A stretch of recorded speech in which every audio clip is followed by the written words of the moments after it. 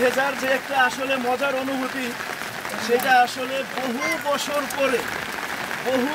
পরে আসলে সেটা বুঝতে পারলাম। বিদেশে থাকার কারণে আসলে বিদেশে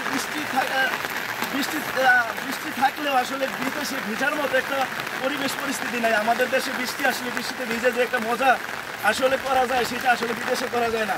তো যাই হোক, আসলে আমরা মূলত ডাব পাড়তে গেছিলাম এই বৃষ্টিতে ভিজে, ডাব পেরে এই বৃষ্টির ভিতরে ভিজে যাই হোক, আমরা এখন নদীর এই পারে হচ্ছে আমাদের বাড়ি, নদীর এই পারে হচ্ছে বাড়ি, আর ওই পারে হচ্ছে বাগান। তো যাই হোক, সেই বাগানে আমরা গেছিলাম, সেই বাগান থেকে ডাব করে নিয়ে আসলাম। তো ডাব পাড়তে যাই হোক, বৃষ্টি নেমে গেছে। এই বৃষ্টিতে ভিজে আসলে বৃষ্টিটার নাম নিয়ে অনেক চমৎকার ভালো লাগলো।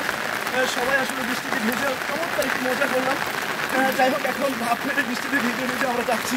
আসলে যে মজাটা হলো, এটা আসলে বোঝাবার মতো না। খুবই চমৎকার একটি সময়, চমৎকার বৃষ্টিতে ভেজার যে মজার একটা অনুভূতি, সেটা আসলে সবাই মিলে এখানে ছোটো ভাইয়েরা আছে, ভাতিজা চাচা, সবাইকে মিলে আসলে চমৎকার একটু মজা করলাম।